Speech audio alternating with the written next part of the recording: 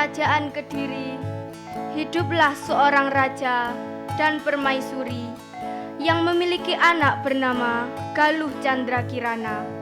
Kerajaan tersebut sangat tersohor karena keasrian dan kejayaannya. Wilayahnya terbentang hijau dan rakyat-rakyatnya hidup dengan makmur.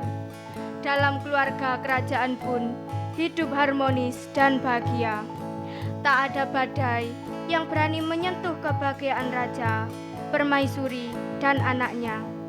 Raja yang sangat bijaksana dan disegani oleh rakyatnya menikah dengan seorang permaisuri yang lembut hatinya.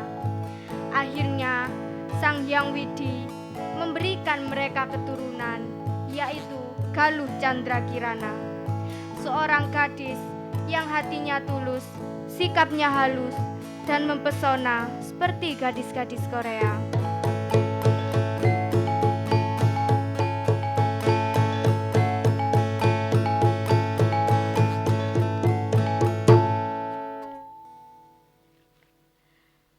Pagi hari, raja dan permaisuri sedang berbincang-bincang di teras istana. Sungguh hidup ini begitu indah. Bagaimana tidak, kita hidup di kerajaan yang makmur, rakyatnya juga makmur. Benar sekali Baginda, Sang Hyang Widi semoga senantiasa memberkati kerajaan kita ini. Kita dijauhkan dari malapetaka dan wabah penyakit yang berbahaya seperti COVID-19 yang lagi marak-maraknya. Semoga saja begitu. Aku hanya ingin melihat kerajaan ini damai, tenang, dan rakyat-rakyatku bisa menikmati hidup yang benar-benar hidup. Aku ingin melihat rakyatku berkecukupan, sehat, dan bahagia seperti sekarang ini. Lihatlah, mereka bersendau gurau sambil memanen padinya. Iya Raja, rasanya bahagia melihat senyum mereka. Di manakah putriku, Galuh Candrakirana? Itu Galuh, dia seperti biasanya asik bermain dengan gadget kesayangannya. Sayang, kemarilah. Iya, Mami. Ada apakah Mami memanggilku? Mami hanya ingin kamu tahu tentang kehidupan kita ini, Nak. Janganlah selalu asik dengan gadgetmu saja. Tetapi sesekali lihatlah dunia luar. Lihatlah para petani dengan kebunnya, atau pedagang boba yang sekarang laris-larisnya. Lihatlah, Nak. Baik, Mami. Maknanya, kau harus melihat lingkungan di sekitarmu. Jangan sibuk dengan hidupmu sendiri, Nak. Hari-hari rebahan, scroll TikTok, sangat tidak produktif, kayak anak no life. Lihatlah dan bantulah mereka yang kesusahan ataupun yang lain. Baik, Mami, aku akan mengingat selalu petuah dari Mami.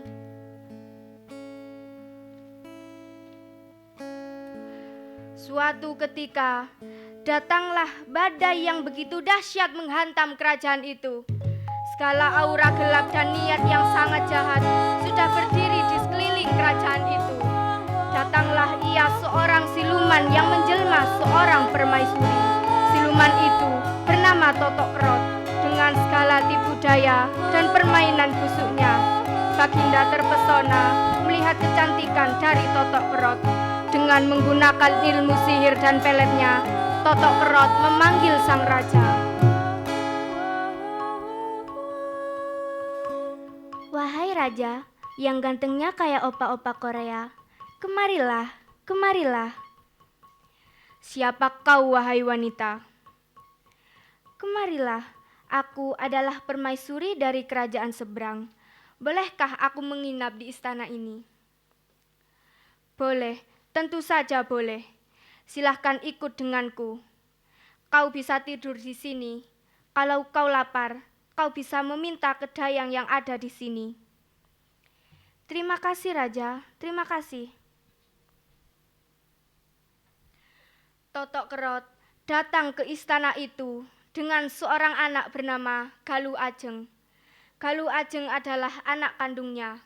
Sudah beberapa hari mereka tinggal di istana tersebut. Dalam waktu sesingkat itu, ia berhasil mengambil hati sang Baginda Raja. Raja menyukainya dan berniat untuk berpoligami. Sudah biasa, seorang raja memiliki istri lebih dari satu. Namanya juga raja, orang yang punya harta dan tahta. Wanita mana yang tidak suka dengan lelaki yang banyak uangnya? Permaisuri tidak dapat menghalangi keinginan raja. Ia hanya bisa pasrah dan menerima segalanya. Akhirnya, Baginda Raja menikah dengan Totok Kerot di hadapan Permaisuri dan Galuh Candrakirana. Beberapa hari kemudian, datanglah berita baik. Raja ingin menjodohkan Galuh Ajeng dengan Panji Asmorobangun. Ia adalah anak seorang raja dari Jenggala. Mendengar pembicaraan tersebut, Totok Kerot menjadi gelap mata.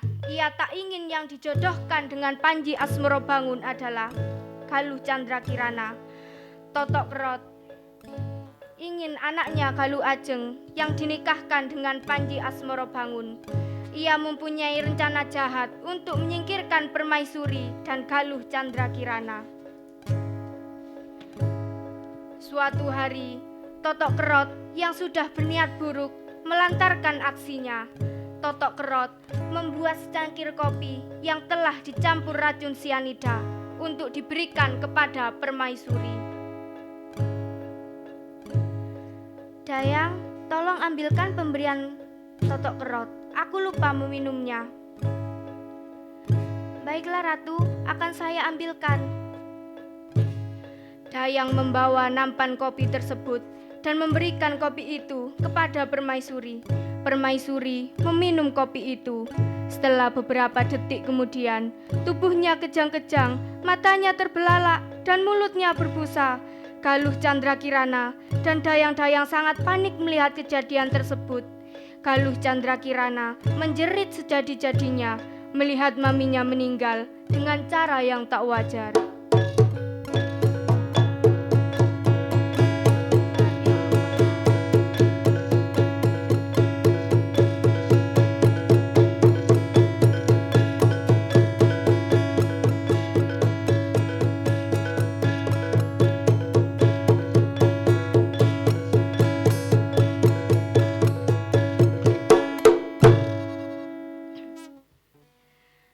Berhari-hari, kesedihan terus terasa dalam seorang Galuh Candrakirana.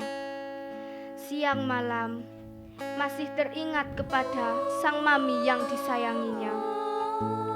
Membuat sang raja ikut sedih melihat Galuh Candrakirana. Namun, raja berusaha tetap tegar menghadapi cobaan ini. Dia mendekati putrinya. Jangan bersedih putriku, Dewa sangat menyayangi Mami. Mami pun sangat menyayangi Dewa. Ia tak lupa setiap harinya memuja sang Dewa. Ya Dewa, ya Maha Dewa, bukankah di alam raya ini tak ada yang abadi? Apa kau pernah melihat dunia tanpa siang? Apa kau pernah melihat dunia tanpa malam? Semua nihil putriku. Alam raya selalu berpasangan, ada siang dan juga malam. Begitu pula dengan hidup. Ada kehidupan, maka ada kematian. Relakanlah Mami.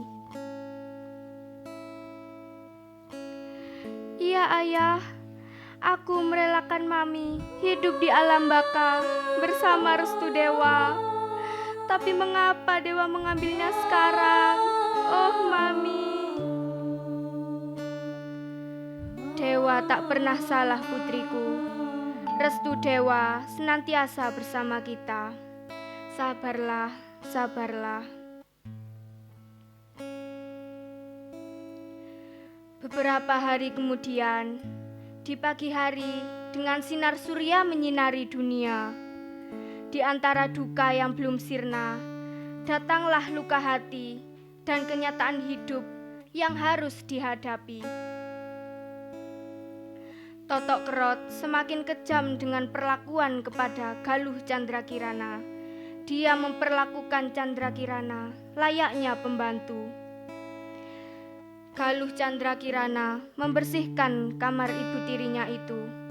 Karena kamar ibunya tersebut sangat besar, ia merasa sangat kelelahan. Banyak hal, salah satunya sebuah botol racun yang ia temukan dalam kamar ibunya tersebut. Setelah selesai membersihkan kamar tersebut, ia bergegas menuju kamar Galuh Ajeng. Totok Kerot masih belum puas melihat Galuh Candrakirana. Hingga suatu hari, Totok Kerot menghasut sang raja. Hingga sang raja pun termakan oleh hasutan Totok Kerot dan menjadi gelap mata, hingga tega mengusir Galuh Candrakirana dari istana.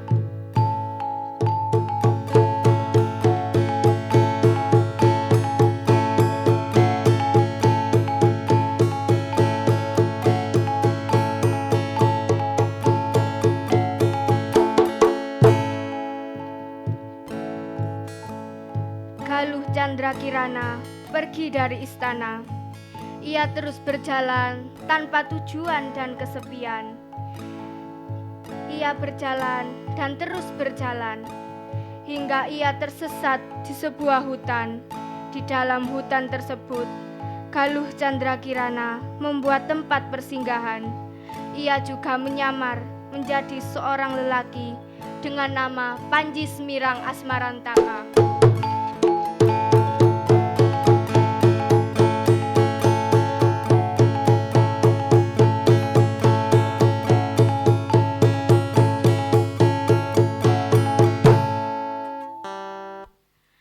Panji Semirang Asmarantaka hidup di dalam hutan. Ia menodong para pejalan kaki yang membawa harta mereka.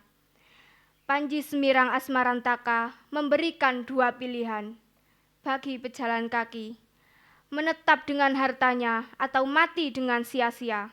Semakin hari, semakin banyak orang yang melewati jalan itu. Maka semakin banyak pula orang-orang yang akhirnya memilih menetap dengan Panji Semirang, sehingga jadilah negara kecil. Dan akhirnya kerajaan Jenggala pun mulai mendengar adanya negara baru tersebut. Suatu hari, utusan Raja Jenggala membawa barang-barang dan uang mas kawin untuk meminang Galuh Candrakirana. Mereka dihadang oleh pasukan Panji Semirang. "Berhenti, kalian tidak boleh meneruskan perjalanan kalian. Serahkan semua barang-barangmu. Kalau tidak, kau akan mati." "Siapa kalian? Aku tidak mau." Akhirnya mereka perang dan perang dimenangkan oleh tentara Panji Semirang.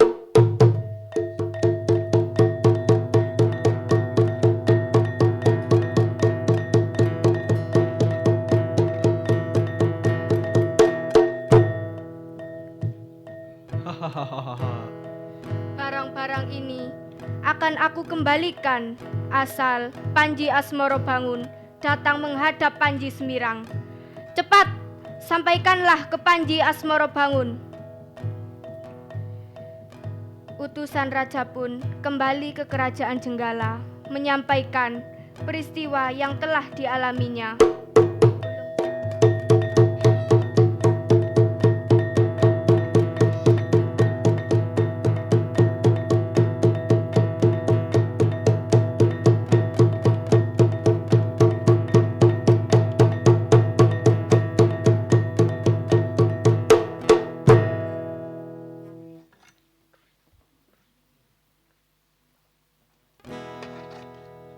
Seprene nggonku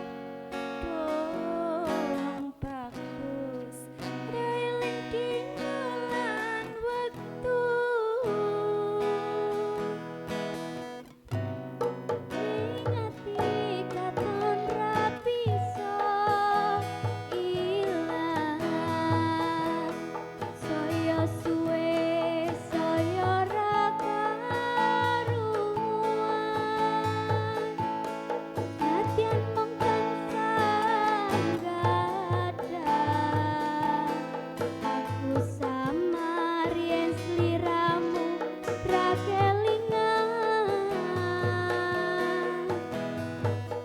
Wong bagus tak anti-anti, jo picir semoyo wae. Aku tresno karo kowe.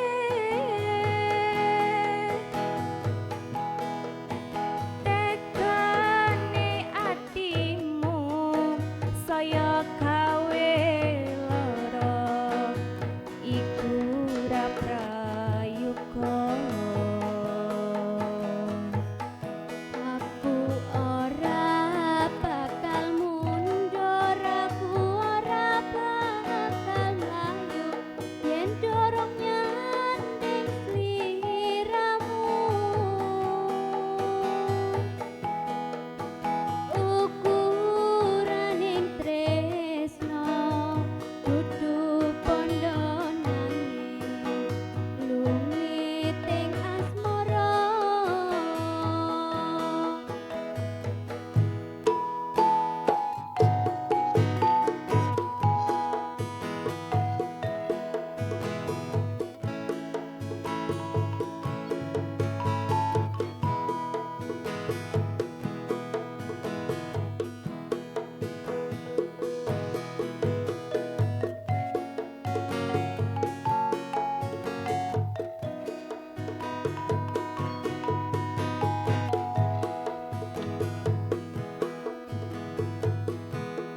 Seprene nggonku ngenteni janji prasetyaning ati. Kadung tresno mring sliramu, wong bagus eling dina lan wektu. Ning ati katon ra bisa ilang, saya suwe saya ra karuan. Nadyan mung tansah nggadang, aku samar yen sliramu prakelingan. Wong bagus tak anti-anti, jo picir semoyo wae. Aku tresno karo kowe. Tekane atimu saya gawe lara, iku ya prayoga. Aku ora bakal mundur, aku ora bakal mlayu yen dorong nyanding sliramu. Ukuraning tresno dudu pondo nanging lumiting asmara.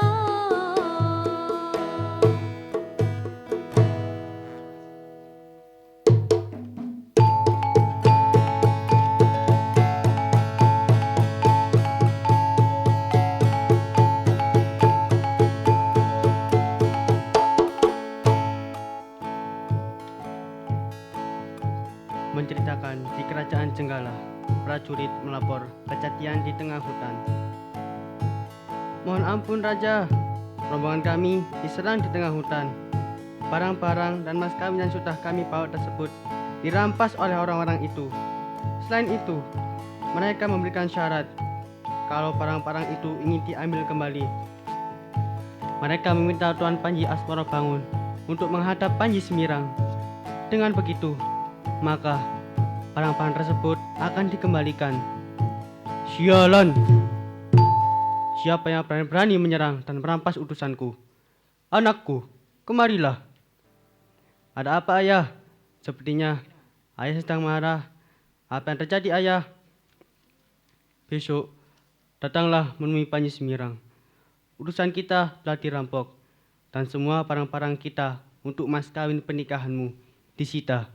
Hanya dengan satu jalan, kau harus menemui Panji Semirang dan mengambil barang-barang itu kembali.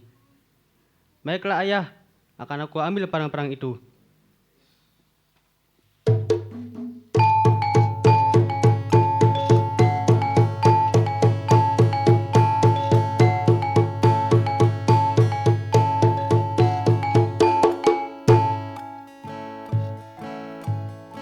Keesokan harinya, diadakanlah jamuan di kerajaan Panji Semirang untuk menyambut kedatangan Panji Asmorobangun. Betapa heran dan takjub Panji Asmorobangun memandang Panji Semirang, seorang raja yang menarik, simpatik, cantik, dan suaranya lembut merdu.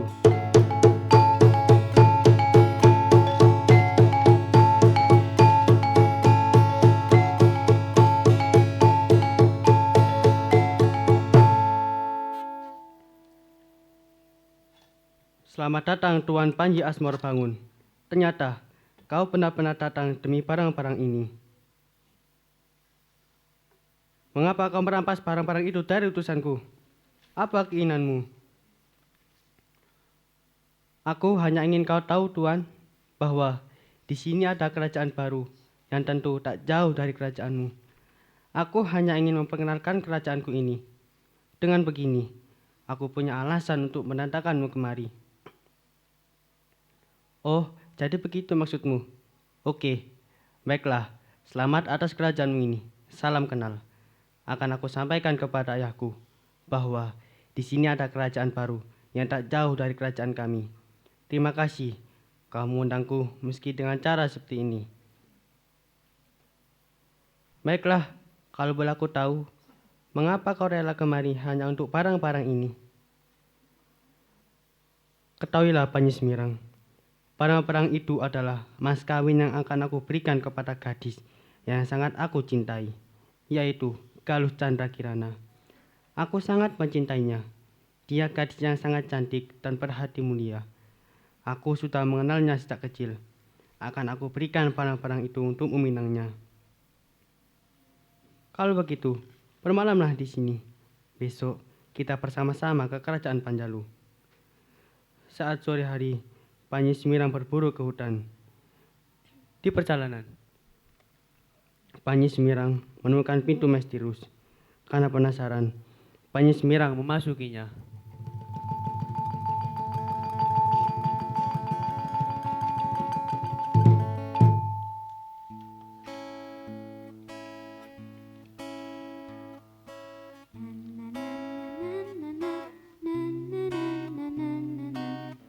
Hai cantik, kok diem aja?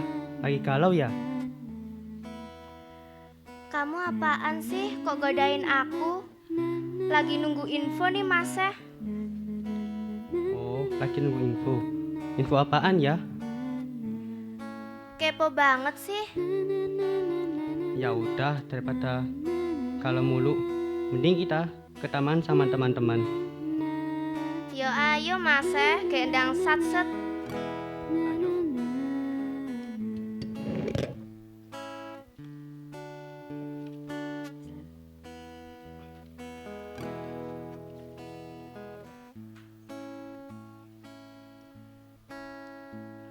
Doraemon dan teman-teman sedang bermain di taman. Lalu, tiba-tiba Shizuka datang. Hai teman-teman. Hai Shizuka, kamu dari mana? Dari rumah. Apakah kalian mau menemaniku ke perpustakaan? Baiklah, kita ke perpustakaan. Kita di sini juga gabut. Bagaimana kalau kita memakai pintu kemana saja milik Doraemon? Baiklah, ayo kita buat pintu kemana saja. Saat Doraemon membuka pintu, muncullah Panji Semirang. Aku di mana ini? Kenapa aku bisa sampai di sini? Kamu siapa? Dari mana? Kenapa style kamu seperti ini? Ya udah, kalau gitu kamu ikut aku dan teman-temanku ke perpustakaan. Baiklah, aku ikut. Akhirnya mereka sampai ke perpustakaan. Di perpustakaan tersebut, Panji Semirang direkomendasikan Shizuka untuk membaca buku yang berjudul Totok Kerot. Saat membaca buku tersebut, dia merasa cerita ini seperti kehidupannya. Kenapa cerita ini seperti kehidupanku?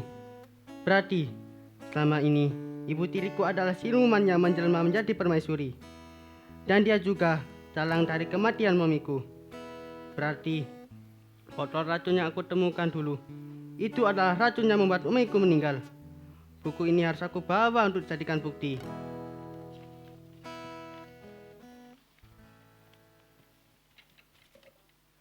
Dengan tergesa-gesa, dia mencari Doraemon. Doraemon, Doraemon, Doraemon. Iya, ada apa? Kenapa kamu terlihat panik?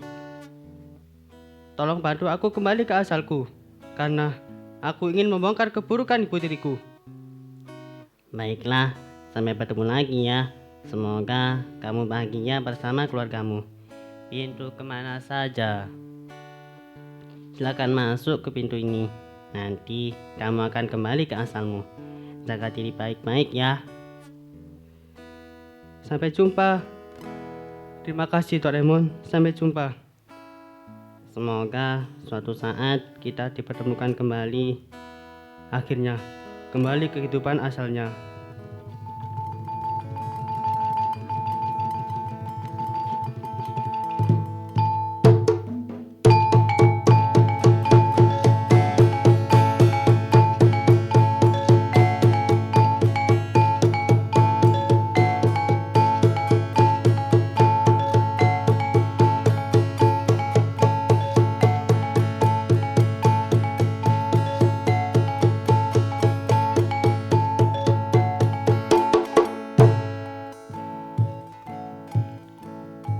Keesokan harinya, Panji Asmoro bangun beserta rombongan meneruskan perjalanan ke Panjalu untuk menyerahkan mas kawin kepada Raja Panjalu. Betapa sedih hati Panji Semirang memikirkan kekasihnya yang akan melangsungkan pernikahan dengan Galuh Ajeng di Panjalu. Karena itu, ia memutuskan hendak pergi ke kerajaan Panjalu beserta para pengikutnya. Dengan pasukan yang banyak, Panji Semirang Asmarantaka datang ke kerajaan Panjalu. Setelah sampai di kerajaan Panjalu, ia membongkar keburukan ibu dan kakak tirinya dengan menunjukkan botol racun dan buku yang dia dapatkan dari masa depan.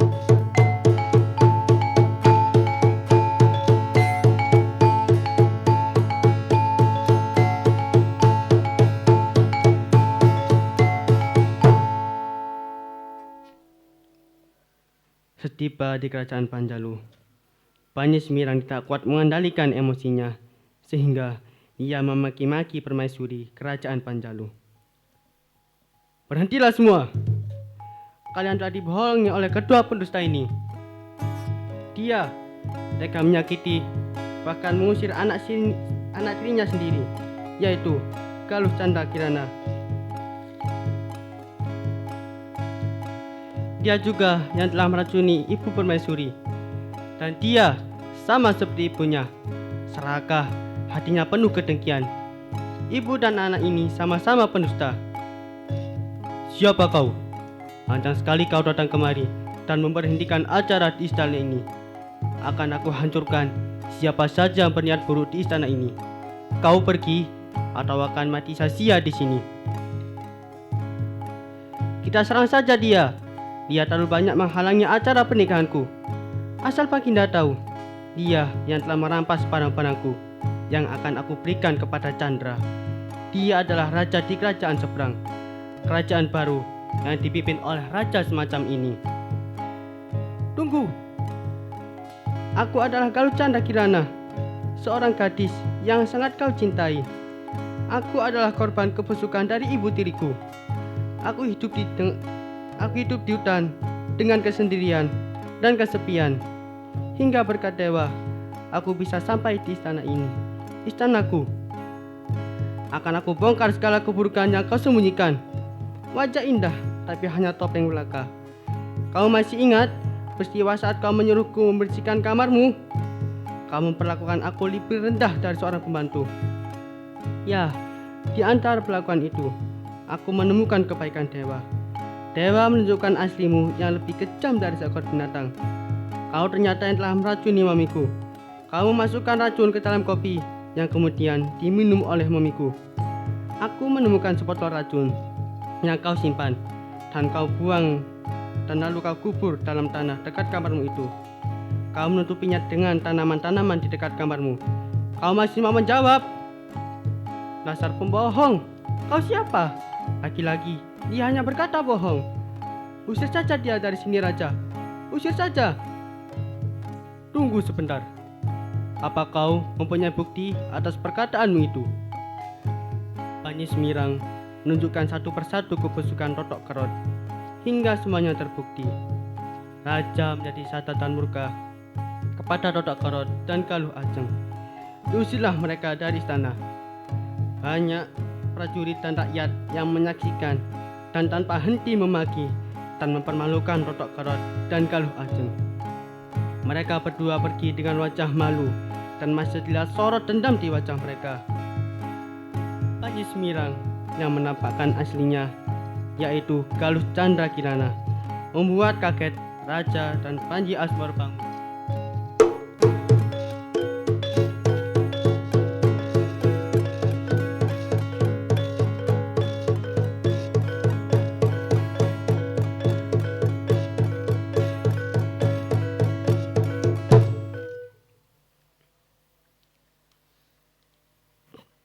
Galuh Candra Kirana dan Panji Asmorobangun akhirnya bersatu. Cinta sejati akhirnya bertemu setelah banyak badai yang menghantamnya. Itulah akhir cerita cinta Panji Asmorobangun dan Galuh Candra Kirana. Bersyukur kepada